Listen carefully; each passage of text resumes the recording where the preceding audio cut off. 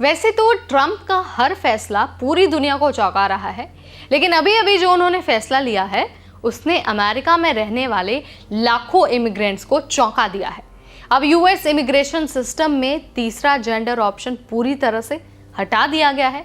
यानी अगर आप नॉन बाइनरी हैं या फिर ट्रांसजेंडर हैं और इमिग्रेशन फॉर्म्स में एक्स सिलेक्ट करते थे, तो अब आपके पास एक्स का कोई ऑप्शन नहीं होगा, सिर्फ दो ऑप्शंस होंगे, मेल या फिर फीमेल। लेकिन ये जो बदलाव है वो सिर्फ एक जेंडर आइडेंटिटी इशू नहीं है, बल्कि इसके पीछे ट्रंप की पूरी स्ट्रैटेजी छिपी हुई है। तो नॉन बाइनरी और ट्रांस इमिग्रेंट्स के लिए अब क्या रास्ते बचते हैं? क्या ये सिर्फ बाइडेन की पॉलिसीज को रोल बैक करने का हिस्सा है या फिर ट्रंप अपने सपोर्टर्स को खुश करने के लिए ऐसा कर रहे हैं? आपको सारे क्वेश्चंस का आंसर देंगे और सारी चीज़ों पर बताएंगे, लेकिन सबसे पहले आपको बता देते हैं कि बाइडेन सरकार का नियम आखिर क्या कहता है। नमस्कार, मेरा नाम है नेहा उपाध्याय और आप देख रहे हैं एनबीटी टेक एड। बाइडेन सरकार के दौरान 2023 में यूएस इमिग्रेशन फॉर्म्स में एक्स जेंडर ऑप्शन जोड़ा गया था। इसका मकसद था नॉन बाइनरी और ट्रांसजेंडर एप्लीकेंट्स को आइडेंटिटी चुनने की आज़ादी देना। इससे पहले सिर्फ मेल और फीमेल ही अवेलेबल थे, लेकिन बाइडेन सरकार में जेंडर आइडेंटिटी को रिकॉग्नाइज करते हुए थर्ड ऑप्शन की भी सुविधा दी थी। इसके तहत इमिग्रेंट्स यूएस नेचुरलाइजेशन और वीज़ा एप्लीकेशंस में अपनी जेंडर आइडेंटिटी के लिए एक्स सेलेक्ट कर सकते थे।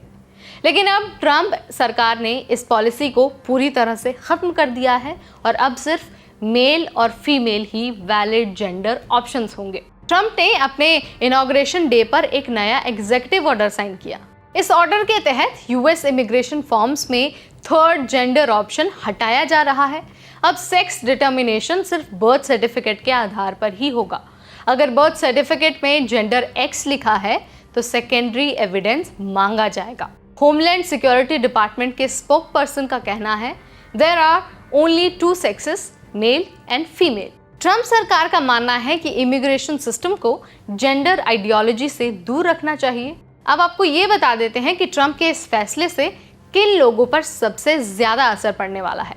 तो देखिए, जाहिर सी बात है, नॉन बाइनरी और ट्रांसजेंडर एप्लीकेंट्स जो हैं उन पर सबसे ज़्यादा असर पड़ेगा। डॉक्यूमेंट्स में जिनकी आइडेंटिटी एक्स जेंडर है उनको मुश्किल हो सकती है। इसके अलावा ग्रीन कार्ड और सिटीजनशिप एप्लीकेंट्स को भी परेशानी हो सकती है। अगर उनके ऑफिशियल डॉक्यूमेंट्स में थर्ड जेंडर लिखा है तो उनका एप्लीकेशन रिजेक्ट भी हो सकता है। इसके अलावा LGBTQ+ असाइलम सीकर्स को भी परेशानी हो सकती है। जो जेंडर आइडेंटिटी के आधार पर असाइलम मांग रहे थे, उन्हें अब लीगल हर्डल्स का सामना करना पड़ सकता है। पहले कई LGBTQ असाइलम सीकर्स ने जेंडर आइडेंटिटी बेस्ड डिस्क्रिमिनेशन को दिखाकर असाइलम अप्रूवल लिया था, लेकिन अब उनके लिए ये और मुश्किल हो सकता है। तो अब सवाल तो ये भी उठता है कि आखिर ट्रंप सरकार ने ये बदलाव किया क्यों है? तो देखिए, एक्सपर्ट्स का मानना है कि कंजर्वेटिव वोटर्स को खुश करने के लिए ट्रंप ने ये फैसला लिया है। 2024 के इलेक्शंस में ट्रंप ने अपने कैंपेन के दौरान कई बार ये कहा था कि जेंडर आइडेंटिटी पॉलिसीज़ को वो रोल बैक करेंगे। इसके अलावा वो नेशनल सिक्योरिटी का भी हवाला देते हैं। यूएस सरकार का कहना है कि आइडेंटिटी डॉक्यूमेंट्स में यूनिफॉर्मिटी बनाए रखना बेहद ज़रूरी है। साथ ही ट्रंप चाहते हैं कि बाइडेन एरा की जो पॉलिसीज़ है उसे भी ख़त्म कर दिया जाए, इसीलिए उन्होंने इस एग्जीक्यूटिव ऑर्डर पर साइन किया है। ट्रंप पहले भी कई बाइडेन एरा पॉलिसीज़ को बदल चुके हैं और ये उसी का हिस्सा है। तो सवाल तो ये भी है कि क्या ये सिर्फ शुरुआत है या फिर आगे और भी ऐसी चीज़ें हो सकती हैं। तो देखिए, ट्रंप ने पहले ही साफ कर दिया है कि वो इमिग्रेशन लॉज को और ज़्यादा सख्त बनाएंगे। H1B, ग्रीन कार्ड और असाइलम पॉलिसीज़ में भी बड़े बदलाव हो सकते हैं। एक्सपर्ट्स का मानना है कि आने वाले समय में LGBTQ+ इमिग्रेंट्स को और मुश्किलें आ सकती हैं।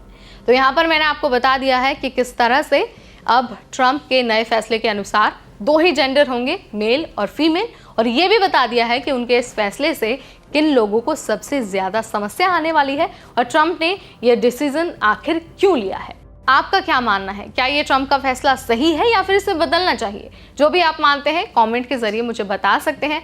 वीडियो पसंद आए तो इसे लाइक और शेयर करना बिल्कुल ना भूलें।